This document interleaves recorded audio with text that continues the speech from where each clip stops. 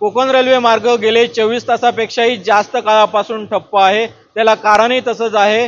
गोव्यातील पेडणेमधील बोगद्यात काल चिखल आला होता आणि पाणी आलं होतं आणि त्यामुळे कोकण रेल्वे मार्गावरील ट्रॅकवर पाणी आणि चिखल आल्यामुळे हा कोकण रेल्वे मार्ग जो आहे तो पूर्णपणे ठप्प झालेला आहे आणि त्यामुळे अनेक गाड्या ज्या आहेत त्या रद्द करण्यात आलेल्या आहेत। मी सध्या पेडणेमधील बोगद्यात आहे आणि अद्यापही चिखल काढण्याचं काम जे आहे ते सुरू आहे।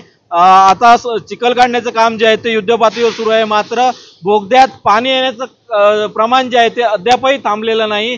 पाणी थांबवण्याचं काम जे आहे ते कोकण रेल्वे प्रशासन करत आहे। ड्रिलिंगच्या माध्यमातून एक लिक्विड टाकून पाणी थांबवण्याचं काम कोकण रेल्वे प्रशासन करते, मात्र त्यांना अद्यापही यश आलेलं पाहायला मिळत नाही। कोकण रेल्वेचे सीएमडी संतोष कुमार झा यांनी 8 वाजेपर्यंत कोकण रेल्वे सुरू होण्याची शक्यता वर्तवली होती, मात्र आता 8 वाजूनही गेले आहेत, कोकण रेल्वे अद्यापही सुरू झालेली पाहायला मिळत नाही। अजूनही काही तास जे आहेत ते लागण्याची शक्यता आहे, कारण मी आता बोगद्यात आहे आणि जर आपण पाहिलं असेल तर चिखल काढण्याचं आणि पाणी थांबवण्याचं काम जे आहे ते युद्धपातळीवर सुरू आहे। दुसरीकडे जर पाहिलं असेल तर कोकण रेल्वे मार्गावरून सावंतवाडीवरून कोकण कन्या एक्सप्रेस आणि राज्यराणी एक्सप्रेस जी आहे ती मुंबईच्या दिशेने रवाना झालेली आहे। त्यामुळे कुठेतरी कोकण रेल्वे प्रवाशांना कुठेतरी काहीशा प्रमाणात होईना दिलासा मिळालेला आहे, मात्र लांब पल्ल्याच्या गाड्या ज्या आहेत त्या अद्यापही खोळंबून राहिलेल्या आहेत। अनेक गाड्या ज्या आहेत ते पूर्णपणे रद्द करण्यात आलेल्या आहेत।